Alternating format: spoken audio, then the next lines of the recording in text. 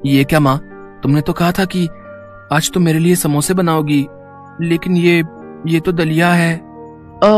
कहा तो था, पर बेटा आज नहीं बना पाई। बस थोड़े दिन ठहर जा, जैसे ही काम से एक दिन की भी छुट्टी मिलेगी मैं तेरे लिए बना दूंगी समोसे। ओफो माँ, ये क्या बात हुई?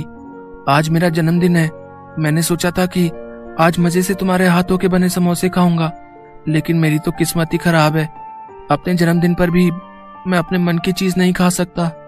ओहो, कितना गुस्सा करता है तू। अच्छा ठीक है, रुक अभी यहीं पर। अपने बेटे गोलू से इतना कहकर सुशीला अंदर कमरे में गई और फौरन ही एक 10 रुपए का नोट लेकर बाहर आ गई। उसने वो 10 रुपए का नोट गोलू को देते हुए कहा, अब ले, ये 10 रुपए ले जा और लालू चाचा की दुकान पर जाकर खा ले समोसे। नहीं माँ, मुझे तुम्हारे हाथों से बने समोसे खाने थे। लालू चाचा को समोसे बनाना आता ही कहाँ है? ना तो उनके आलू में वो स्वाद है और ना ही तुम्हारे समोसे जैसा करारापन होता है उनमें। तुम रहने ही दो, जब टाइम मिले तब बना देना मेरे लिए। और इतना कहकर गोलू घर से निकल गया। समोसे ना खा पाने की उदासी उसके चेहरे पर साफ दिखाई दे रही थी, जिसे देखकर सुशीला का मन भी उदास हो गया और वो मन ही मन सोचने लगी, हाय रे मेरी फूटी किस्मत, अपने बच्चे की इतनी सी ख्वाहिश भी पूरी नहीं कर सकी। अब नहीं, मैं गोलू को उसके जन्मदिन पर ऐसे उदास नहीं रहने दूंगी। मैं बनाऊंगी उसके लिए उसके मनपसंद समोसे। लेकिन काम पर भी तो जाना है। तो क्या हुआ, रोज तो टाइम से ही जाती हो, एक दिन थोड़ा देर से चलू जाऊंगी तो कौन सा आसमान टूट पड़ेगा। वैसे मालकिन बातें तो सुनाएंगी, लेकिन कोई बात नहीं, मैं सुन लूंगी, लेकिन अपने गोलू के चेहरे पर खुशी लाकर रहूंगी मैं। ऐसा सोचकर सुशीला फौरन समोसे बनाने में जुट गई।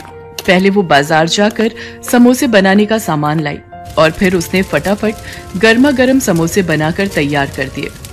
कुछ ही देर में गोलू घर वापस आ गया और अपनी माँ सुशीला से बोला, अरे माँ, तुम काम पर नहीं गई अब तक? और ये खुशबू, ये तो माँ तुमने समोसे बना दिए क्या? हाँ बना दिए, आजा खा ले जल्दी से।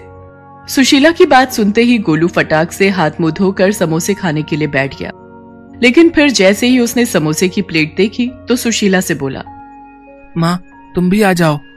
नहीं बेटा, तू आराम से खा, मुझे जाना है, पहले ही काफी देर हो गई है। अच्छा तो रुको, मैं तुम्हारे लिए समोसे बांध देता हूँ, काम से वक्त निकाल कर खा लेना। इतना कहकर गोलू रसोई की तरफ बढ़ गया, लेकिन उसे रसोई में एक भी समोसा नहीं मिला। और ऐसा इसलिए था क्योंकि सुशीला ने बस 2 ही समोसे बनाए थे, वो भी सिर्फ गोलू के लिए। असल में सुशीला के पास इससे ज्यादा समोसे बनाने के लिए ना तो समय था और ना ही पैसे, और ये बात समझने में गोलू को जरा भी देर नहीं लगी। अच्छा, तो माँ ने अपने लिए समोसे नहीं रखे। अब कोई बात नहीं, बाहर प्लेट में 2 समोसे तो हैं ही, एक माँ को बांध देता हूँ और एक मैं खा लेता हूँ। ऐसा सोचकर गोलू रसोई से बाहर आया, लेकिन तब तक सुशीला काम के लिए जा चुकी थी। गोलू के लिए समोसे बनाने की हड़बड़ी में सुशीला ने खुद कुछ भी नहीं खाया था और वो भूखी प्यासी दौड़ती हुई काम पर पहुंची, जहां उसकी मालकिन नलिनी गुस्से से उबल रही थी। नमस्ते मेम साहब, माफ कीजिए, आज थोड़ी देर हो गई। वो आज मेरे बेटे का जन्मदिन है, सुबह सुबह समोसे खाने की जिद पकड़कर बैठ गया तो मैं बस। देख सुशीला, मैंने तुझे काम पर रखने से पहले ही बता दिया था कि मेरे साथ ये देर से आने की नौटंकी नहीं चलेगी। तुझे पता है ना कि साहब को सुबह सुबह ही काम पर जाना होता है। आज तेरी वजह से उन्हें सिर्फ दूध और फल खाकर ऑफिस जाना पड़ा, और बंटी वो बेचारा भी बस फ्रूट्स लेकर ही गया है टिफिन में। बस आज के लिए माफ कर दीजिए मेम साहब, दोबारा आपको शिकायत का मौका नहीं मिलेगा। हाँ, दोबारा ऐसा नहीं होगा, क्योंकि मैं तुझे दोबारा ऐसी गलती करने का मौका ही नहीं दूंगी। मैंने अपनी फ्रेंड को बोलकर नई मेड का इंतजाम कर लिया है, वो अभी थोड़ी देर में आती ही होगी। एक बार उससे बात फाइनल हो जाए फिर तुझे काम पर आने की कोई जरूरत नहीं है। नहीं मेम साहब, ऐसा मत कीजिए, मेरी हालत तो आप जानती ही हैं। मेरे पति नहीं है, बस एक यही काम है जिसके सहारे मैं अपने बच्चे को पाल रही हूँ। अगर ये काम भी छूट गया तो बड़ी मुसीबत हो जाएगी मेम साहब। रहने दे, तुम छोटे लोगों के ये सारे हथकंडे ना मैं अच्छे से जानती हूँ। वैसे तो बड़ा गरीब होने का नाटक करती है, लेकिन अपने बेटे की इच्छाएं पूरी करने के लिए खूब पैसे हैं तेरे पास। सुबह सुबह समोसे तल कर आ रही है और कहती है कि गरीब है। चल अब यहाँ खड़ी होकर और मेरा टाइम वेस्ट मत कर, जाकर काम निपटा। मैं उस नई मेड से बात करके बताती हूँ कि तुझे कब तक काम पर आना है। सुशीला नलिनी के सामने गिड़गिड़ाती रही, लेकिन नलिनी को उस पर तरस नहीं आया। वो हमेशा ही ऐसा करती थी और इसीलिए उसके यहाँ कोई काम वाली ज्यादा दिन टिक नहीं पाती थी। काम निपटा कर सुशीला घर वापस आ गई, जहाँ गोलू उसका बेसब्री से इंतजार कर रहा था। माँ तुम आ गई, तुमने कुछ खाया तो नहीं होगा ना? आ जाओ, मैंने तुम्हारे लिए एक समोसा बचा कर रखा है। गोलू की बात सुनकर सुशीला की आंखों में आंसू आ गए। उसने फौरन आगे बढ़कर गोलू को अपने सीने से लगा लिया और रोते हुए उससे बोली, मुझे माफ कर दे मेरे बच्चे, मैं जानती हूँ कि मैं बिल्कुल भी अच्छी माँ नहीं हूँ। नहीं माँ, ऐसा मत बोलो, तुम बहुत अच्छी हो। और तुम्हें पता है तुम्हारी सबसे अच्छी बात क्या है? तुम्हारे ये समोसे। हाँ माँ, सच में। और इस बार जो चटनियाँ बनाई थी तुमने, आहा, मजा ही आ गया माँ, बिल्कुल चाट सी बन गई थी। हाँ, समोसा चाट। तुम रुको, मैं अभी तुम्हारे लिए वैसे ही समोसा चाट बनाकर लाता हूँ जैसे आज मैंने खाई थी। इतना कहकर गोलू सीधा रसोई में गया और फिर उसने बचे हुए एक समोसे को एक प्लेट में तोड़कर उस पर तीखी और मीठी चटनी डाल दी। फिर उस पर थोड़े से चने भी डाल दिए और फिर उसे लेकर सुशीला के पास गया। लो माँ, खाकर देखो इसे। अरे ये क्या हाल कर दिया तूने समोसे का? और ये चने कहाँ से लाया? पड़ोस वाली शांति चाची दे गई थी। उनके पास हमारी एक कटोरी थी ना, उसी में ये चने रखकर लाई थी। माँ, अब तुम ये सब बातें छोड़ो और ये समोसा चाट खाकर देखो। सुशीला गोलू की तरफ देखकर मुस्कुराई और फिर उसने समोसा चाट में से एक चम्मच चाट लेकर चखी और फिर गोलू से बोली, अरे वाह गोलू, तूने तो सचमुच में ही कमाल कर दिया। ये तो बहुत बढ़िया है, ले तू भी खा। सुशीला गोलू को खुश देखकर बहुत खुश थी। नलिनी के घर जो कुछ भी हुआ था वो उस बारे में भूल ही गई थी। लेकिन फिर, माँ, इस बार जब तुम्हें काम के पैसे मिलेंगे तब ढेर सारे समोसे और ऐसी ही ढेर सारी चटनी बनाना और चने भी बना लेना।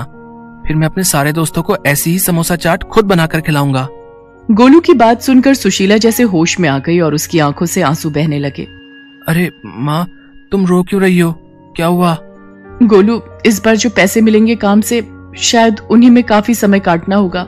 आज काम पर देर से पहुंची थी ना, तो मालकिन बहुत ज्यादा गुस्सा हो गई। शायद वो मुझे काम से निकालने वाली हैं। क्या? बस एक दिन देर हो गई तो इतना गुस्सा? कोई बात नहीं माँ, तुम चिंता मत करो।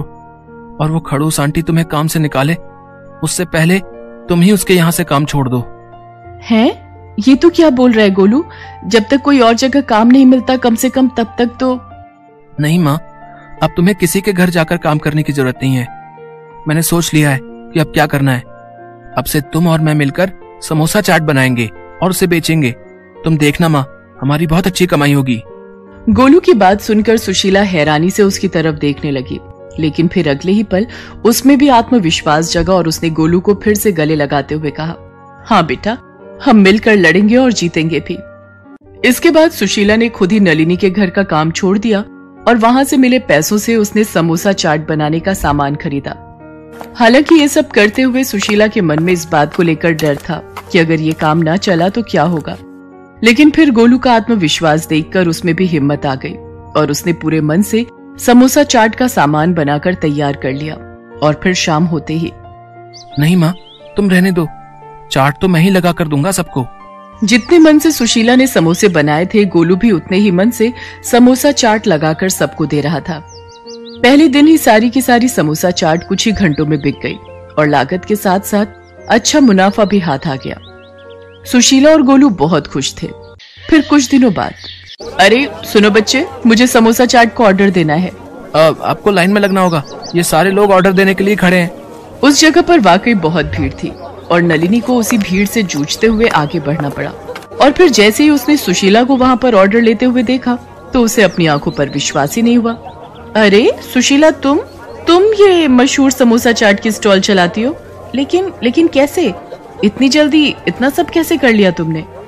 बस अपने बच्चे की इच्छा पूरी करती रही मेम साहब, और भगवान पर भरोसा बनाए रखा, क्योंकि वो तो सब जानता है ना कि कौन क्या है।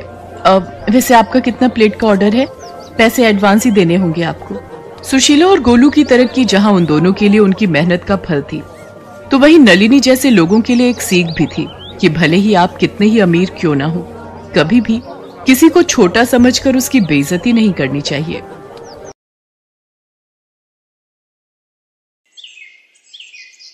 सरला के पति ने गांव में सरला और गोद की बच्ची को बेसहारा छोड़कर दूसरी शादी कर ली और गांव छोड़कर चला गया। सरला का गांव में भी कोई नहीं था, पर शहर में उसकी मौसी रहती थी, इसलिए सरला उनके पास शहर आ गई।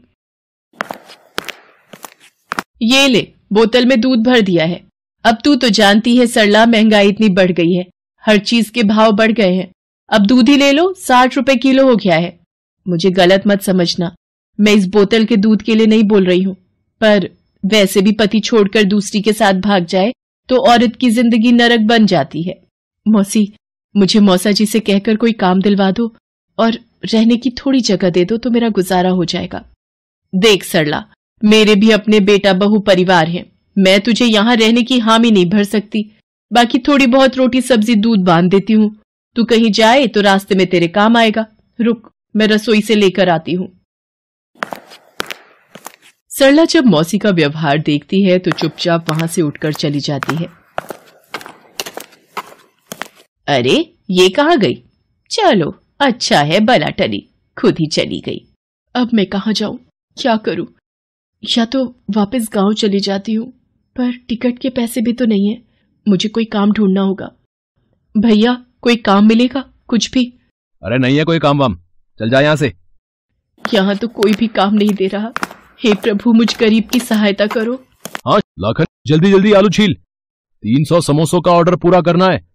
बिशन भी बीमार है और छुट्टी पर है, तुझे मेरे साथ लगना होगा ताकि जल्दी जल्दी काम पूरा हो जाए। भैया जी, कोई काम मिलेगा? मुझे काम की बहुत जरूरत है, कुछ भी काम मिल जाए आपकी दुकान पर। कोई काम नहीं है, जाओ यहाँ से। अच्छा रुको रुको, समोसे बनाने आते हैं? हाँ भैया जी, हमारे गांव में सब लोग तीज त्योहार पर घर पर ही सारे पकवान बनाते हैं। तो ठीक है, पहले आलू छीलने में लाखन की मदद करो, फिर ये मसाला बनाकर देगा, तुम समोसा भरती जाना, ठीक है? बाकी काम मैं समझा दूंगा। बच्ची को वहां सामने बोरी बिछाकर लिटा दो। सरला हलवाई की दुकान पर समोसे बनाने के काम में लग गई और जैसे जैसे वो हलवाई उसे समझाता, सरला बिल्कुल समझदारी से वो काम करती। शाम के वक्त वीरेंद्र भैया, सारे समोसे बनकर तैयार हो गए हैं और गिनकर पैक भी कर दिए हैं। भाई वाह, अभी तो 5 बजने में आधा घंटा बाकी है और समोसे बनकर तैयार भी हो गए। बहन, तुमने बहुत अच्छा और सफाई से काम किया है। ये लो अपनी मेहनत के 100 रुपए रखो। भैया जी, आज तो आपने काम दे दिया, पर शहर में मुझे कोई नहीं जानता। अगर मेरे लायक कोई और काम भी हो तो बता देना, आपकी बड़ी मेहरबानी होगी। ठीक है बहन, तुम 1-2 दिन में आकर पता कर लेना, हो सका तो मैं तुम्हारी मदद जरूर करूंगा। वीरेंद्र भैया, सामने रेलवे स्टेशन पर कई समोसे बेचने वाले हमसे समोसा लेकर बेचते हैं, क्यों ना इसे भी वही काम दे दिया जाए? इसका भी भला हो जाएगा और आपका भी मुनाफा होगा। हाँ लाखन, ये बहन मेहनती तो दिखाई पड़ती है, साथ ही शरीफ और ईमानदार भी लगती है। उसे वापस बुलाकर ला जरा। भैया जी, आपने बुलाया? हाँ बहन, मैं सोच रहा था कि तुम्हें काम की जरूरत है, तुम्हारे साथ छोटी बच्ची भी है, कहां कहां इसे लेकर भटकोगी। सामने रेलवे स्टेशन पर समोसे बेचने का काम अगर तुम करना चाहो तो तुम मेरे से समोसे लेकर रेलवे स्टेशन पर बेच सकती हो। हाँ भैया जी, मैं ये काम कर सकती हूँ।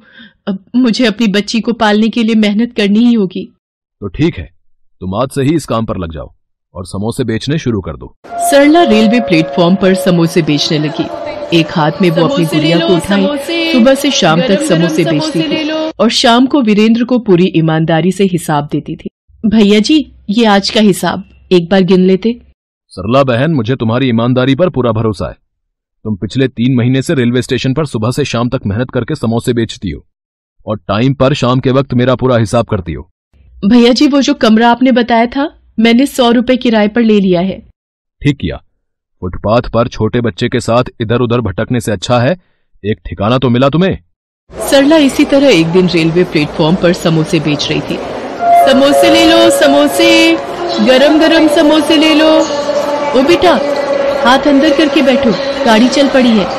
ओ चोरनी, मेरे बच्चे को उठाकर भाग रही थी, बच्चा चोर। मैं बाथरूम क्या गई, ये औरत मेरे बच्चे को अकेला देखकर चुराने लगी। नहीं नहीं बहन, वो तो गाड़ी चलने लगी थी तो बच्चे को मैं हाथ अंदर करने के लिए बोल रही थी। क्या हुआ सुधा, ये शोर कैसा? मैं नीचे से पानी की बोतल लेने गया था। अजी, ये चोरनी हमारे बच्चे को बहलाकर अपने साथ ले जा रही थी। सरला, गुड़िया के बापू। अरे छोड़ो ना सुधा, ट्रेन चलने वाली है, चलो गुस्सा मत करो, जाने दो, बैठ जाओ। चोरनी कहीं की। अपने पति को किसी और औरत के साथ देखकर सरला की आंखें भीग गई, पर वो खून का घूंट पीकर गाड़ी से नीचे उतर गई। गाड़ी ने रफ्तार पकड़ी और सरला मीलों दूर तक गाड़ी को जाते देखती रही और वापस दुकान पर आ गई। लाखन, ये कौन है जो वीरेंद्र भैया को हिसाब के पैसे दे रही है? अरे ये सरला है, तू जब छुट्टी पर था तो तेरे पीछे वीरेंद्र भैया ने इसे काम दिया है। बेचारी गरीब सारा दिन प्लेटफॉर्म पर समोसे बेचती है। अच्छा, तो ये बात है। चलो बढ़िया है। बिशन, वो तुझे मैंने शादी वाले घर का पता लिखवाया था, ये मिठाई के डिब्बे वहां भिजवाने हैं। अच्छा सरला बहन, जिनके आज यहां शादी का कीर्तन है, वो लोग मुझे अच्छे से जानते हैं। उन्हें शादी के छोटे मोटे काम के लिए एक औरत चाहिए। तुम चाहो तो चली जाओ, तुम्हारे पैसे बन जाएंगे। बिशन जा रहा है, वो तुम्हें वहीं छोड़ देगा। ठीक है भैया जी, मैं चली जाती हूँ। सरला बिशन के साथ शादी वाले घर में चली जाती है।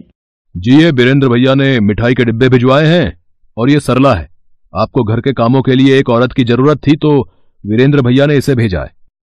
अच्छा, मिठाई के डिब्बे ही अंदर रख दो और सरला तुम रसोई में चली जाओ, वहां नाश्ते की प्लेटें रखी हैं, मेहमानों के आगे लगानी है। बिशन मिठाई के डिब्बे मेज पर रखते हुए वहां पर एक घड़ी देख लेता है और चोरी की नीयत बना लेता है। ये घड़ी तो बहुत सुंदर है, किसी को क्या पता चलेगा, चुपचाप जेब में डाल लेता हूं। अच्छा मालकिन जी, मैंने मिठाई के डिब्बे अंदर रख दिए हैं, सरला अपने आप घर चली जाएगी, मैं चलता हूं। थोड़ी देर बाद, मम्मी मेरी महंगी वाली ब्रांडेड वॉच नहीं मिल रही, मैंने यही मेज पर रखी थी कि तैयार होकर पहनूंगा। तुम्हारी घड़ी ऐसे कहां जा सकती है, हम सब तो घर के ही हैं, अभी मेहमान भी नहीं आए हैं। देखो इधर उधर ही कहीं रखी होगी, मिल जाएगी। मम्मी मैंने पूरे घर में देख लिया, कहीं भी नहीं है घड़ी।